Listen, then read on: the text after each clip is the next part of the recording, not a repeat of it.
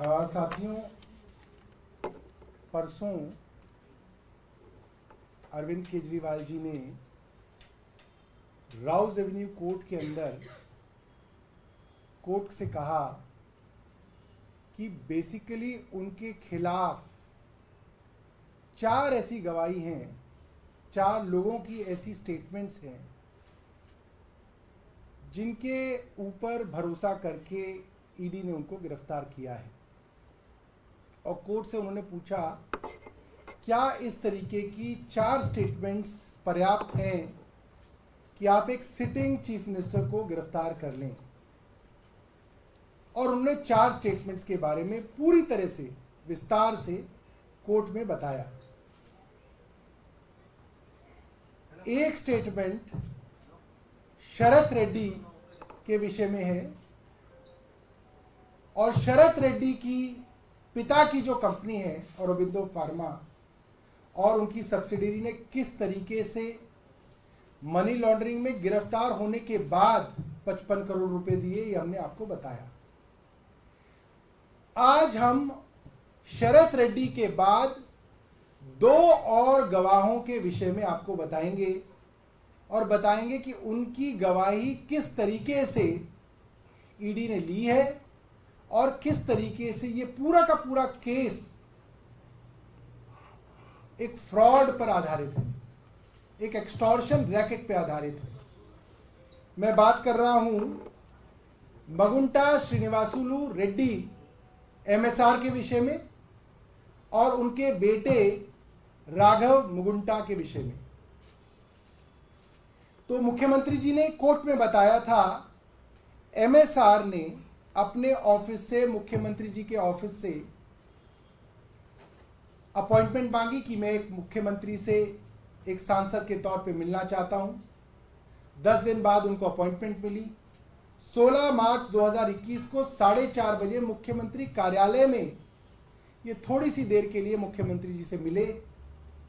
मुख्यमंत्री जी को इन्होंने कहा कि मैं मेंबर ऑफ पार्लियामेंट हूं, मेरी फैमिली एक ट्रस्ट चलाती है, मुझे उस ट्रस्ट के लिए ज़मीन चाहिए। मुख्यमंत्री जी ने कहा, ज़मीन एलजी के अधीन आती है, लिहाजा आप मुझे रिक्वेस्ट लेटर दे दीजिए, मैं फॉरवर्ड कर दूंगा। सिर्फ इतनी सी बात हुई है एक मेंबर ऑफ पार्लियामेंट की एक सिटिंग चीफ मिनिस्टर से, और वो भी ऑफिशियल मीटिंग हुई है, बाकायदा अपॉइंटमेंट लेके हुई है। इसके बाद ये मामला दर्ज किया जाता है और 16 सितंबर 2022 को इनके यहाँ छापा पड़ता है, इनके ठिकानों पे छापा पड़ता है। जब छापा पड़ता है तो इनसे स्टेटमेंट ली जाती है और ये वही बात कहते हैं जो मुख्यमंत्री जी ने कोर्ट में कही कि मैं अपने फैमिली ट्रस्ट के सिलसिले में, उसके ज़मीन के सिलसिले में अरविंद केजरीवाल जी से मिला। उन्होंने कहा कि एलजी को लेटर वो फॉरवर्ड कर देंगे, बस इतनी ही बात है। ये उनकी ऑफिशियल स्टेटमेंट है जो ईडी ने दर्ज की हुई है। ये स्टेटमेंट 16 सितंबर 2022 की है। इसके बाद इनके बेटे राघव मुकुंटा को 10 फरवरी 2023 को गिरफ्तार कर लिया जाता है। जाहिर सी बात है, ये चौथी बार मेंबर ऑफ पार्लियामेंट हैं, लिकर के बड़े कारोबारी हैं साउथ के, और काफी जनरेशन से इनका वहां पे बड़ा कारोबार रहा है। कहा जा सकता है कि करोड़पति अरबपति आदमी है। 4 बार मेंबर ऑफ पार्लियामेंट एक अरबपति आदमी के एक बेटे को जेल भेज दिया जाता है 10 फरवरी 2023 को।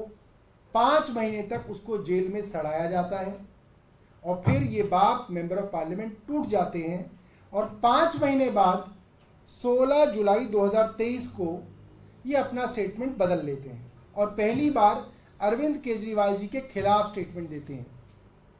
जब ये 16 जुलाई को स्टेटमेंट अरविंद जी के खिलाफ देते हैं तो 18 जुलाई को इनके बेटे की बेल हो जाती है, वो छूट जाता है और फिर वो 3 अक्टूबर 2023 को वो सरकारी गवाह बनके अपना माफीनामा ले लेता है। अब इसमें इंटरेस्टिंग बात ये है कि इन महीनों के दौरान मगुंटा श्रीनिवासुलु रेड्डी की 3 स्टेटमेंट्स ली गई, जिसमें से 2 स्टेटमेंट्स में उन्होंने अरविंद जी के विषय में कोई ऐसी बात नहीं कही जिससे अपराध के विषय में कोई भी जानकारी होती हो या उसकी तरफ इशारा भी होता हो। तीसरी स्टेटमेंट उनके खिलाफ उन्होंने दी। उनके बेटे राघव की 7 स्टेटमेंट्स रिकॉर्ड हुई हैं, 7। उसी एजेंसी ने 7 बार उनकी गवाही ली। 6 स्टेटमेंट्स में वो कोई ऐसी बात नहीं कहता, वो वही बात रिपीट करता है जो अरविंद केजरीवाल कह रहे हैं कि मेरे पिता जमीन के काम से अरविंद केजरीवाल से मिले। मगर जब 7वीं स्टेटमेंट में वो अरविंद केजरीवाल को इंडाइट करता है तो उनकी बेल हो जाती है और उनको सरकारी गवाह बना लिया जाता है। हमने आपको शरद रेड्डी के विषय में बताया था कि शरद रेड्डी का भारतीय जनता पार्टी से क्या रिश्ता है। शरद रेड्डी मनी लॉन्ड्रिंग में गिरफ्तार होने के बाद 55 करोड़ रुपए भारतीय जनता पार्टी को इलेक्टोरल बॉन्ड से देते हैं। सबके मन में सवाल था कि भाई 4 में से 1 गवाह का तो अरविंद केजरीवाल जी ने बता दिया, बाकी गवाहों का कौन बताएगा। तो आज हम मुगुंटा रेड्डी और उनके बेटे राघव मुगुंटा रेड्डी के बारे में आपको बता रहे हैं। कल एनडीए यानी कि प्रधानमंत्री जी की जो अलायंस है एनडीए, उसके घटक दल टीडीपी ने उनको अपना मेंबर ऑफ पार्लियामेंट बनाने के लिए उम्मीदवार बना लिया है। यानी कि प्रधानमंत्री मोदी और पूरी की पूरी भारतीय जनता पार्टी अब अरविंद केजरीवाल जी के खिलाफ जो मुख्य गवाह है उनके परिवार के लिए वोट मांगेंगे। हमारा सवाल है, ये रिश्ता क्या कहलाता है। हर आदमी जो अरविंद केजरीवाल के खिलाफ इतने दबाव के बाद, जेल डालने के बाद गवाही देता है, वो कहीं ना कहीं भारतीय जनता पार्टी से सीधा जुड़ा हुआ है। ऐसा नहीं कि कोई दूर का रिश्ते नाता करके जुड़ा हुआ है, सीधा जुड़ा हुआ है। एमएसआर को भारतीय जनता पार्टी के एनडीए के टीडीपी ने अपना उम्मीदवार बनाया है और वो पिछले कई दिनों से वहां पे कैंपेनिंग कर रहे हैं। तो हम जिस तरीके से अरविंद केजरीवाल जी ने कोर्ट में कहा था, शरद रेड्डी की कंपनी ने 55 करोड़ रुपए आरोपी बनने के बाद भारतीय जनता पार्टी को दिए, इसकी जांच भी ईडी करे। तो मुझे लगता है कि ये चीज भी ईडी रिकॉर्ड पे लेके आए कि ये राघव मगुंटा और इनके पिता मगुंटा श्रीनिवासलू रेड्डी दोनों भारतीय जनता पार्टी और एनडीए से सीधा संबंधित है। इस चीज की जांच भी ईडी करे। मैं समझता हूं वर्षों से इन लोगों के एक दूसरे को फोन कॉल्स जो हैं वो मौजूद होंगे, इन लोगों का रिश्ता मौजूद होगा। इसके अंदर छोटी मोटी भी इन्वेस्टिगेशन होगी तो सब दूध का दूध पानी का पानी साफ हो जाएगा। बहुत धन्यवाद। आतिशी जी अपनी बात कहेंगी।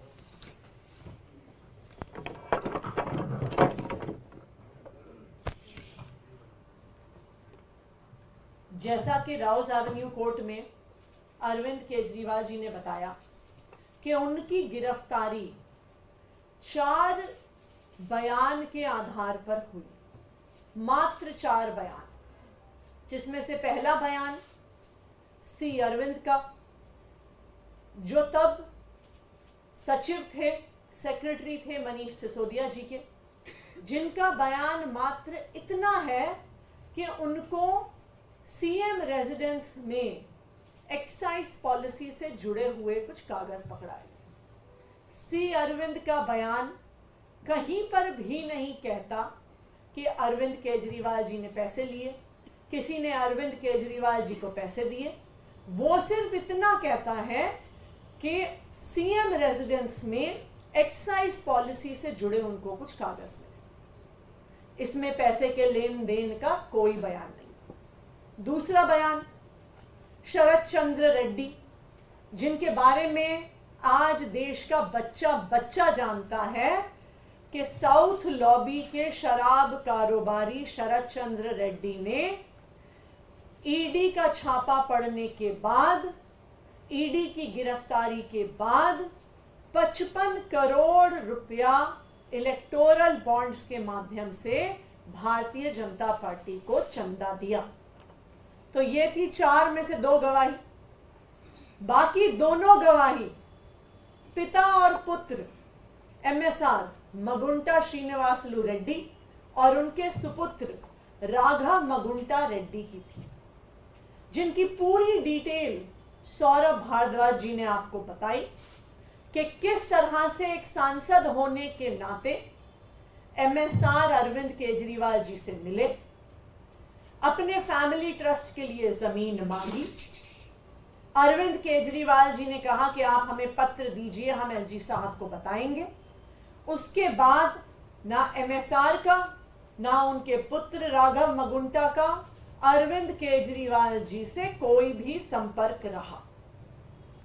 जब 16 सितंबर को उनके घर पे रेड होती है, फिर से पिता और पुत्र की स्टेटमेंट होते हैं, जहां पर वो दोनों कहते हैं कि हमारी अरविंद केजरीवाल जी के साथ कोई जान पहचान नहीं है। मात्र उनके पिताजी MSR एक बार अरविंद केजरीवाल जी से मिले, फैमिली ट्रस्ट की जमीन के लिए मिले।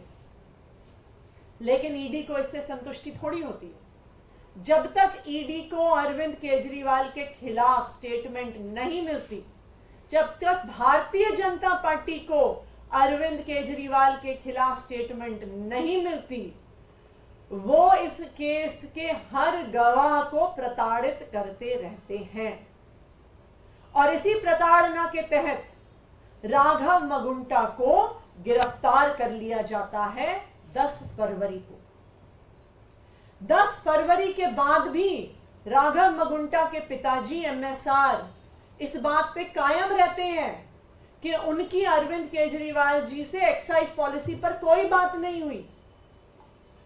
राघव मगुंटा रेड्डी के भी बार बार बयान होते हैं, वो भी इस बात पर कायम रहता है कि उसका अरविंद केजरीवाल से एक्साइज पॉलिसी पर उनकी कोई बात नहीं हुई।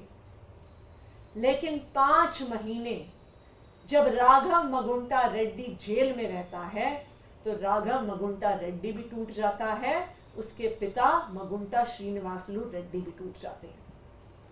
वो अपना बयान पलटते हैं।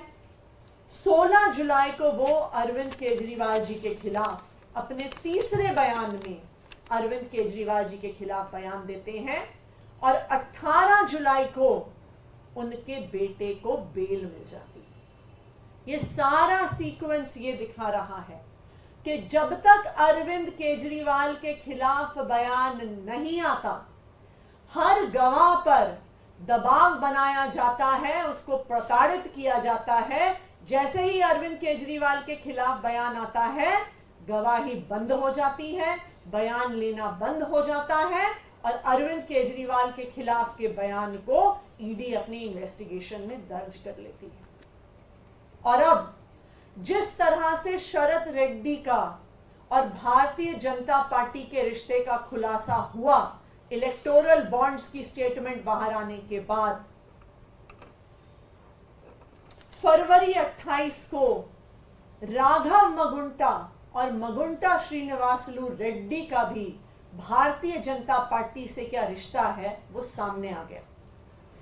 28 फरवरी को दोनों पिता और पुत्र ने टीडीपी, जो भारतीय जनता पार्टी का एलाई है, जो एनडीए का घटक दल है, 28 फरवरी को MSR और उनके सपुत्र राघव मगुंटा टीडीपी ज्वाइन कर लेते हैं। और कल 29 अप्रैल को पिता मगुंटा श्रीनिवासलू रेड्डी को भारतीय जनता पार्टी के एलाय टीडीपी से लोकसभा चुनाव लड़ने का टिकट मिल जाता है। तो जिस साउथ लॉबी की बात हम पिछले 2 साल से भारतीय जनता पार्टी की प्रेस कॉन्फ्रेंस में सुन रहे हैं, ईडी द्वारा प्लांटेड खबरों में सुन रहे हैं, ईडी की वकीलों की दलीलों में सुन रहे हैं, उस साउथ लॉबी का रिश्ता साफ साफ भारतीय जनता पार्टी से है।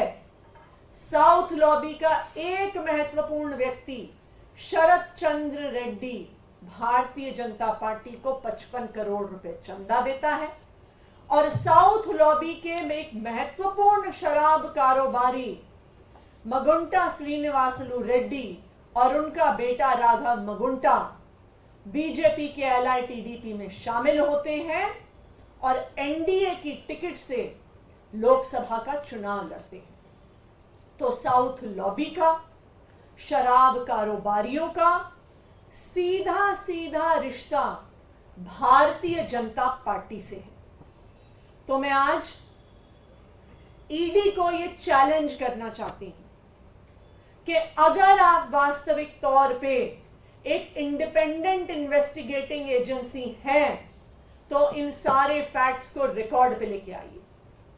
भारतीय जनता पार्टी और साउथ लॉबी के इस रिश्ते को इन्वेस्टिगेट करिए, भारतीय जनता पार्टी को आरोपी बनाइए और अपनी चार्जशीट में भारतीय जनता पार्टी और साउथ लॉबी, जो साउथ की शराब कारोबारियों की लॉबी है, उनसे भारतीय जनता पार्टी के रिश्ते को कोर्ट के सामने रखिए। ये मेरा ईडी को चैलेंज है। Thank you. तो मैम इसी मामले में आज कैलाश गहलोत जी को भी समन मिला है, वो भी पहुंचे हैं ईडी दफ्तर। देखिए, जो ये सारा प्रकरण है, चाहे ये अरविंद केजरीवाल जी की गिरफ्तारी हो, उससे पहले मनीष सिसोदिया जी की गिरफ्तारी हो, संजय सिंह जी की गिरफ्तारी हो, सत्येंद्र जैन जी की गिरफ्तारी हो, किसी भी गिरफ्तारी का किसी भी जांच से कोई लेना देना नहीं है। अगर जांच से लेना देना होता तो आज जांच भारतीय जनता पार्टी की हो रही होती, क्योंकि साउथ लॉबी की शराब कारोबारियों का सीधा लेना देना भारतीय जनता पार्टी से। लेकिन यह पूरी तथाकथित जांच सिर्फ और सिर्फ आम आदमी पार्टी पर हमला करने के लिए है, अरविंद केजरीवाल पर हमला करने के लिए है, दिल्ली की चुनी हुई सरकार को गिराने के लिए है, अरविंद केजरीवाल और उनकी आम आदमी पार्टी को लोकसभा चुनाव में प्रचार करने से रोकने के लिए है। आज कैलाश गहलोत जी को बुलाया है, क्या पता कल मुझे बुलाएं, परसों सौरभ जी को बुलाएं, उसके बाद एक एक करके आम आदमी पार्टी के हर नेता, हर विधायक, हर कार्यकर्ता पर झूठे आरोप लगाकर उनको समन भी करेंगे, उनके घर रेड भी करेंगे, उनको गिरफ्तार भी करेंगे। ये भारतीय जनता पार्टी की साजिश है। मैम, क्या आप इसको देख रहे हैं प्रेसिडेंशियल रूल लगाने की कहीं इसमें कोई कॉन्स्पिरेसी हो? जो ये पूरा घटनाक्रम है, जिस तरीके से अरविंद केजरीवाल जी को गिरफ्तार किया गया है, ये दिल्ली की चुनी हुई सरकार को गिराने की एक साजिश है। प्रधानमंत्री नरेंद्र मोदी जी ने, उनकी पार्टी भारतीय जनता पार्टी ने ये देख लिया है कि वो कितनी भी कोशिश कर लें, वो दिल्ली में अरविंद केजरीवाल को हरा नहीं सकते। एक के बाद एक, चाहे 2015 का चुनाव हो, 2020 का चुनाव हो, पिछले साल का MCD का चुनाव हो, भारतीय जनता पार्टी ने यह देख लिया है कि हर षड्यंत्र के बाद भी वो अरविंद केजरीवाल को हरा नहीं सकते हैं। और इसीलिए वो पिछले दरवाजे से, चोर दरवाजे से साजिश कर रहे हैं कि अरविंद केजरीवाल की सरकार को गिराया जाए।